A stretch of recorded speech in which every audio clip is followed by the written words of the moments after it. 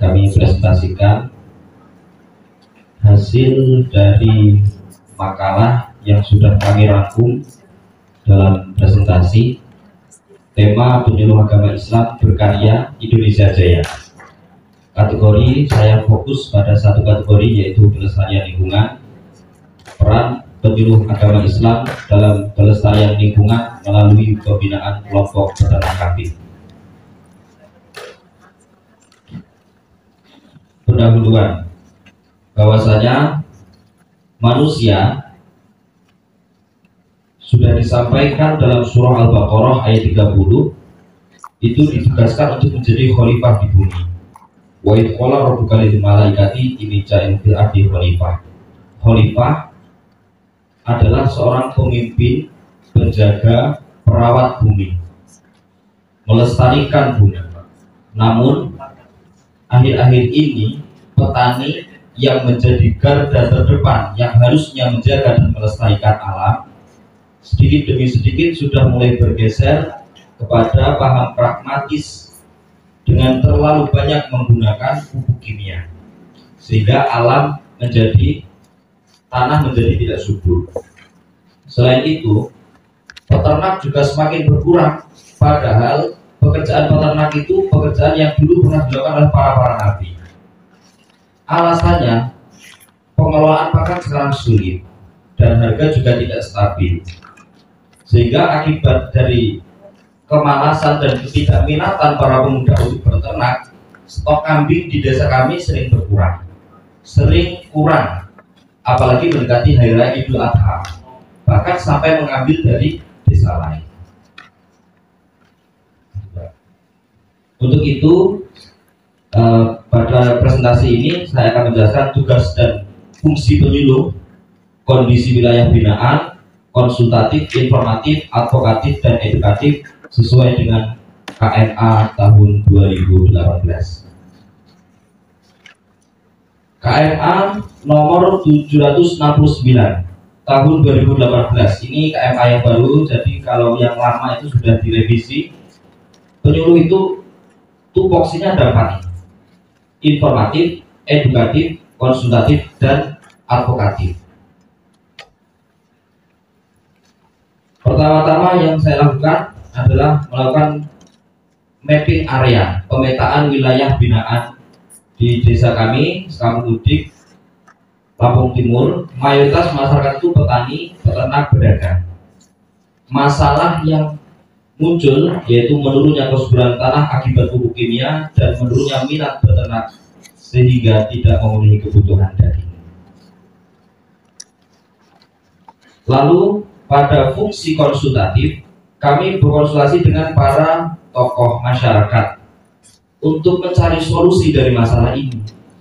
Maka solusi hasil rembukan kami dengan masyarakat, dengan tokoh masyarakat adalah membentuk suatu kelompok kerja yang peduli pada lingkungan biotik hewani dan nabati dan juga pada lingkungan abiotik organik. Lanjut, kami melaksanakan fungsi selanjutnya, yaitu adalah fungsi informatif. Kami infokan hasil musyawarah dengan tokoh masyarakat kepada para pemuda. Penyuluh menginformasikan kepada pemuda tentang pelestarian lingkungan sekaligus merencanakan kegiatan secara organisatoris.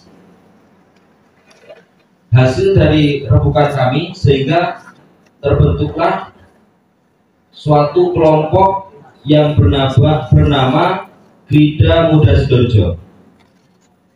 Yang ini juga sekaligus melaksanakan fungsi advokatif sebagai penyuluh. Kami daftarkan kepada kepala desa dan juga sudah mendapatkan akta notaris organisasi. Di sini saya dalam organisasi sebagai pembina bidang edukasi. Lanjut, Pak. Profil organisasi. Landasan kami surah Al-A'raf ayat 56.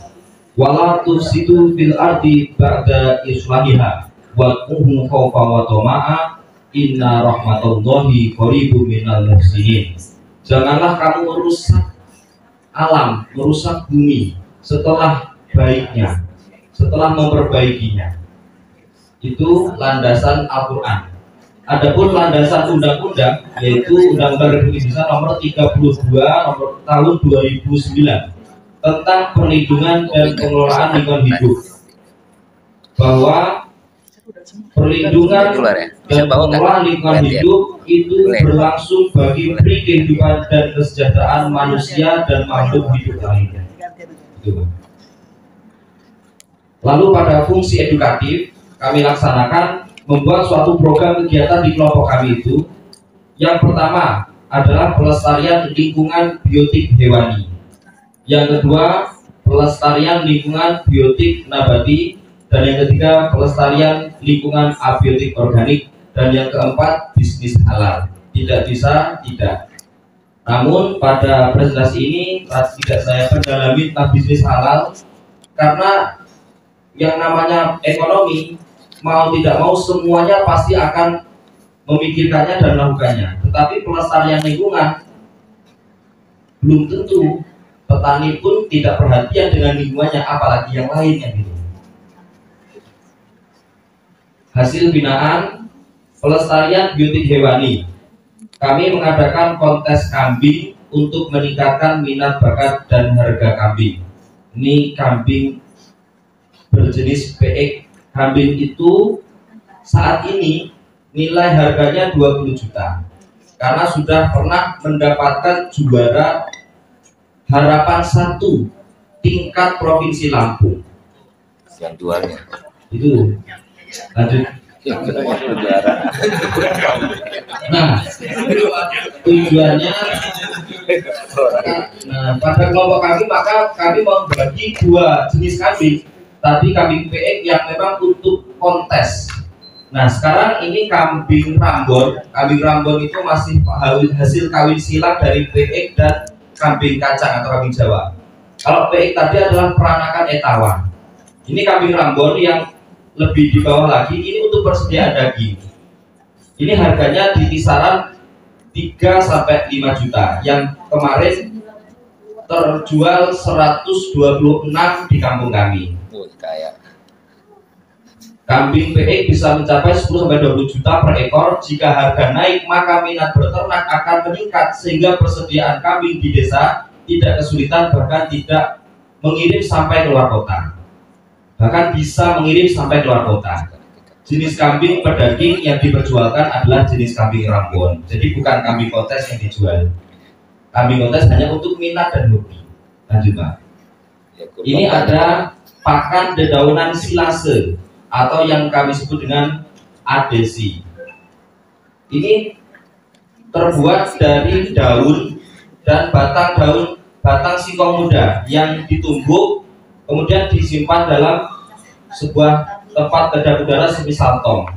Ini bisa menjadi bahan pakan yang awet bahkan bisa sampai 1 tahun.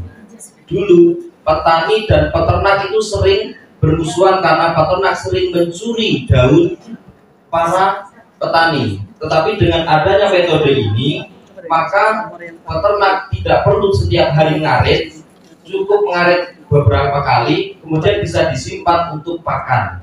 Dan ini juga bisa diberi perawatan sehingga meningkatkan gizi. Pertumbuhan singkong tidak terganggu, pertumbuhan kambing menjadi optimal. Kemudian di sini ada pelestarian abiotik organik. Hasil dari kotoran hewan atau kohe itu kami buat pupuk menjadi kohesi. Nah, kami singkat dari kohesi. Kohesi itu adalah singkatan dari kotoran hewan serintil. Itu istilah kami saja. Adesi itu pakan dedaunan dari singkong. Kohesi itu kotoran hewan serintil. Ini istilah di kalangan kami untuk komunitas meningkatkan ekonomi dan menyuburkan tanah secara organik. Kami bukan tidak menggunakan pupuk kimia, tidak, tetap menggunakan pupuk kimia karena pupuk kimia itu memiliki efek cepat kepada tumbuhan. Tetapi efek cepatnya itu membuat tanah menjadi gersang sehingga hasil panen dari tahun ke tahun itu menurun. Tapi dengan pupuk organik ini bisa memperlambat sehingga tanah itu yang harusnya bisa membaharui ulang ini dengan pupuk organik bisa lebih cepat. Lanjut. Ini adalah hasil panen singkong. Hasil singkong populasi mencapai 10-20 kg per batang.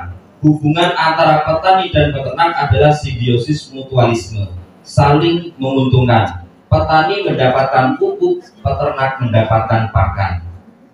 Sehingga dari kelompok ini, kelompok mulai bekerja sama dengan para petani untuk memberikan edukasi.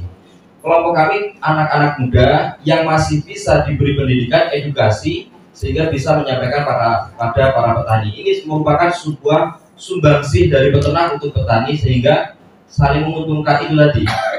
Tidak ada lagi yang namanya pertengkaran antara petani dan peternak. Karena sesungguhnya para petani itu juga peternak juga, mayoritas. Lanjut. Kesimpulan, setiap model penyuluhan memiliki kelebihan dan kekurangan, maka kolaborasikanlah antara satu model dengan model lainnya. Peran penyuluh, pelestarian lingkungan, biotik dan abiotik, bimbingan bisnis halal, diantaranya bisa panen singkong, jual pakan, gaduhan kambing, dan jual beli kambing. Saran, setiap penyuluh pasti memiliki kelebihan dan kekurangan, maka gotong royonglah untuk menjadi super team, bukan mengandalkan kemampuan individu untuk menjadi Superman. Superman. Being a super team, don't be a Superman. Assalamualaikum warahmatullahi wabarakatuh.